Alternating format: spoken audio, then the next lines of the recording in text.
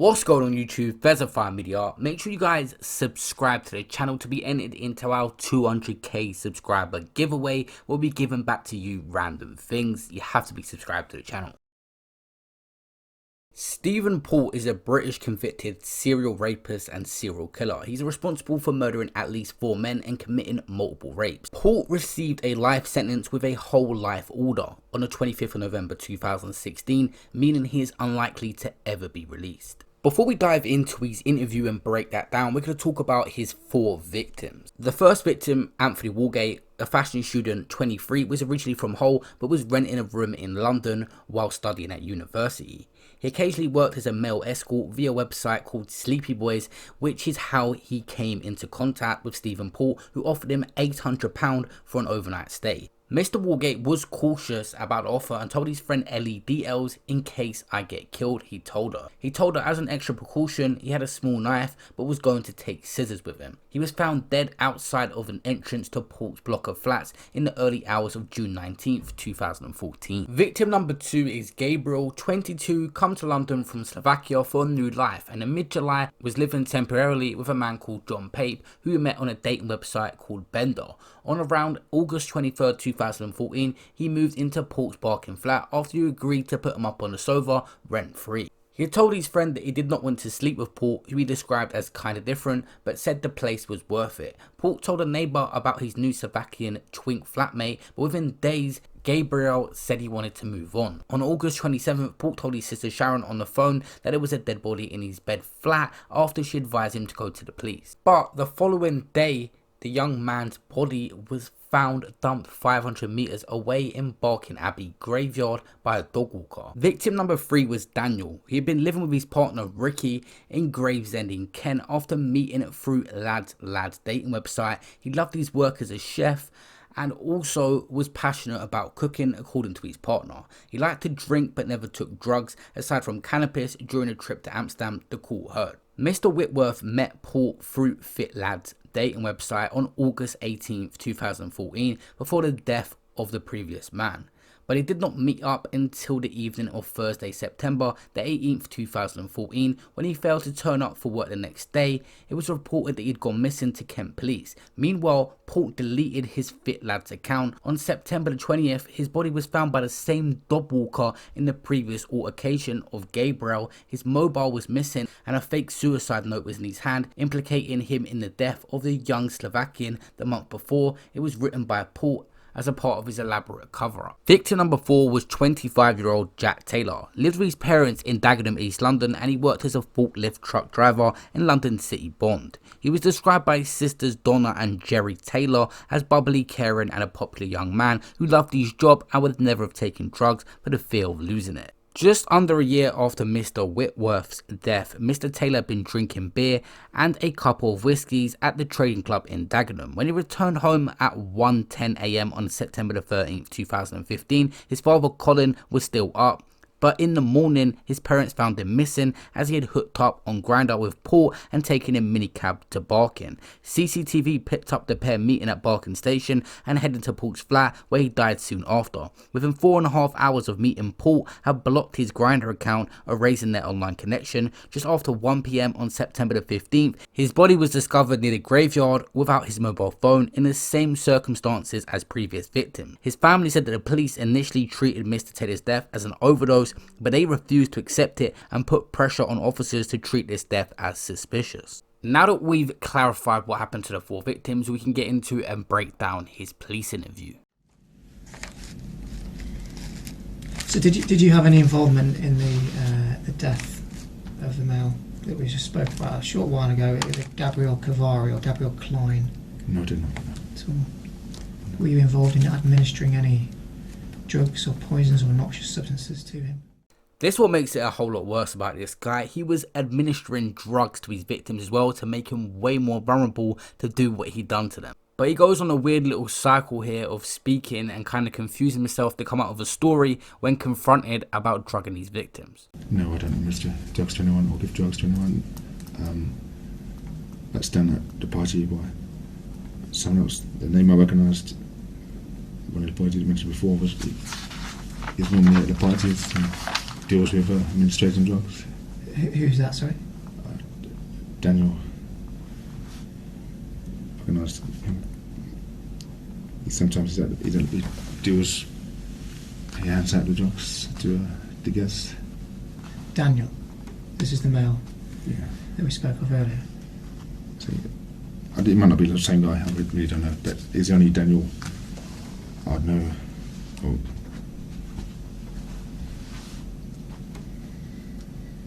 I mean, I've spoken to him a couple of times at the party, remembering his name. But he does, like when I did, Scott would ask him to pick up guys, take them to the party, and he would stay, but he would stay and minister or do out the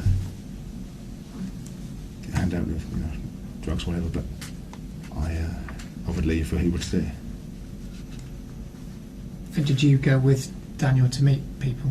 No, I knew he was doing the same as I was, but I'd see him at the party and there's a brief conversation with him about it, but I've never actually engaged with him outside of the place. This is him talking about Daniel, which is victim number 3 on his victim list we just spoke about, and he's blaming someone for administrating drugs around of the people that he knew that is no longer here, which he took the life of, to try to pass the blame to someone that can't even defend himself. So when was the first occasion that you met the person that you're talking of, someone that you know as Daniel? I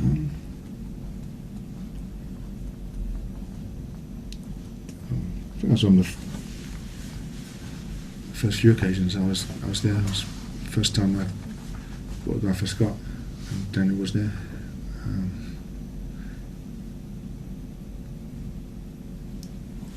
So I don't even know if it is the same Daniel we're talking about, but he's the only Daniel I can recall as such. Remember, I think his name was Whitworth. It rings a bell, but You think his name was Whitworth? yeah. I mean, if he's tall, almost as tall as me, with brown hair, slim.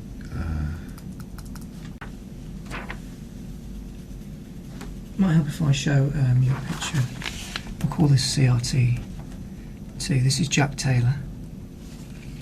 Do you recognise that mate? No.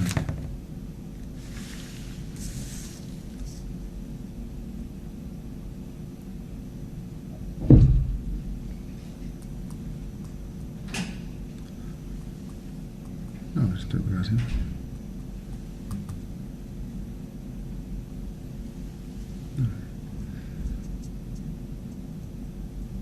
Jack Taylor was the last victim we spoke about, who he's been confronted with a picture and asked about now. I don't pay full attention to the guys' faces when I have paid attention to the parties. But I don't recognise his face. So you don't recognise his face? I do not know. No. And I mean, that's Jack Taylor, so you don't recognise No, I don't. Jack Taylor? No. So, have you ever slept with this male? No. Had sexual intercourse with him? He doesn't look like the type I would go with myself. He's not the sort of person you'd go for? No, I tend to more. It's more younger, drinky boys, more younger boys, but not. He looks older. He could be similar to the type I've taken to parties, but I don't recognise him as being one of them. Oftentimes you will see people that are guilty overly try and help the police by analysing the picture like crazy, as if it's going to help anything. You see him staring at the picture, trying to think of some sort of conclusion to imply that he's helping the police, when really he's the person that they know that did it. It's just crazy that they try and do this to give off an image that they're innocent, and it makes them look guilty, because the average person is going to know in a very short time if they know someone or not 30-40 seconds staring at a picture. Notice how the interviewer is so calm. The man interrogating him is playing a role as his friend and is so calm with him and making it a relaxing environment for this guy to just keep talking. Definitely not. No. No. And you say you've never seen him before. Is that right? That's right. That's right. Okay, I've got another map here, CRT8. I'm just trying to show you as many maps of the area because it's not easy to get it all on one piece of paper, just so that we're clear really. And again, it shows your home address, and it shows the church St Margaret, and behind it you've got the abbey and the primary school. In particular, the area around the walls of the abbey. Have you ever had any reason to go into that area? No. Have you ever been through into the abbey?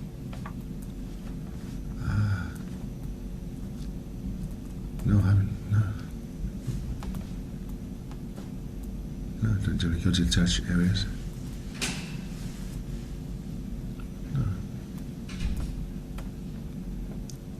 No. I think once went to that church with my ex-Danny. Went to the church on a Christmas day. Went into the church, but that's as far as I got. As far as You've not been into the grounds behind it, where you've got the old abbey walls. No, the grounds there. No, it's a spooky, so I won't go there. You've never been in there. No. In all the 8 years that you've lived across the road from the park. I thought it was all private. I wouldn't go there. I think it's a private area. It belongs to the church. It's fairly open, isn't it, when you go past? Would you agree with that or not? And the fields, the field is, but the church bit behind the walls, we'll go past there. Because 3 of the 4 people that have been found dead were found slumped up against the wall here of the abbey. Gosh. Pardon?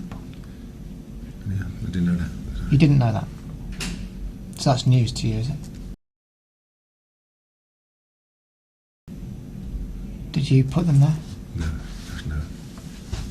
So obviously Anthony was found slumped outside your address with a large amount of GHB in his system. The other 3 men we've been discussing were all found over by the wall area of the abbey. We can see on the map. Again, all of them were slumped against the wall with a large amount of GHB in their body. Can you account for that at all? No, I can't.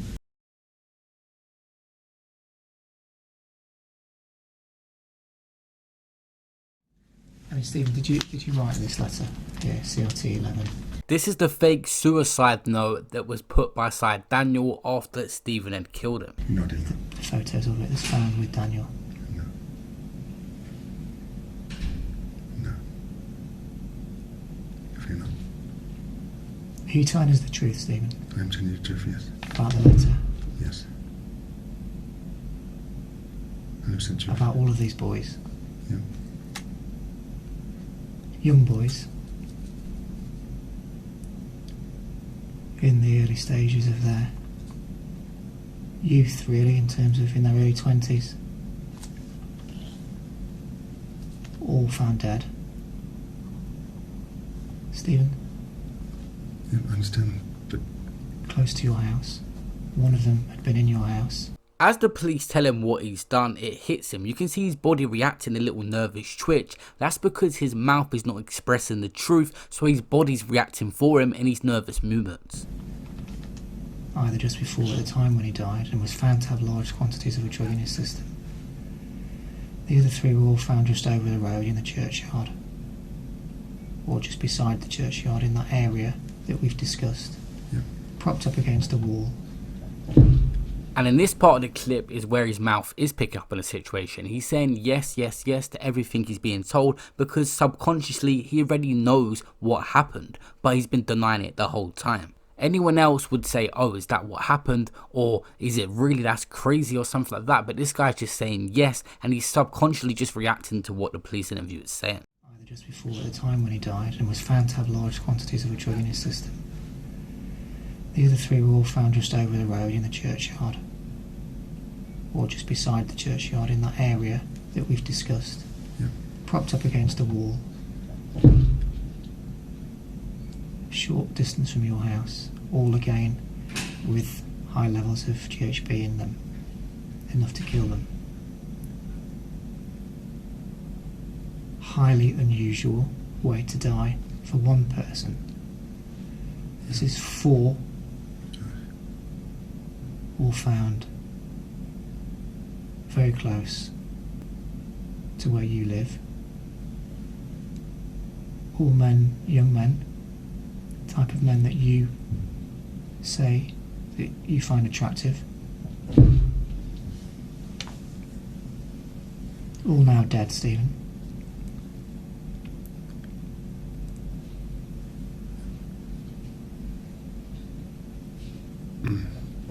As it happened, Anthony, I know nothing about the other 3, how they come to be. Stephen, this is serious. Yes, I know. Okay? It's really important that you tell us the absolute truth.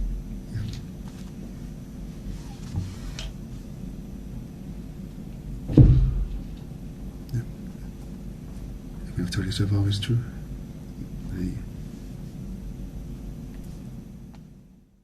Despite claiming he was innocent in his interview, Stephen Port was found guilty of the murders of the 4 men. Rest in peace to all 4 of them men who lost their lives at a very young age. The police did actually receive a lot of backlash over the case and how they dealt with it, saying he could have been captured a lot sooner. If you guys want to see me cover the case details that the police missed out on early, smash this to 1,000 likes and we'll cover it. Subscribe to the channel with that notification bell, and I'll see you guys in my next video.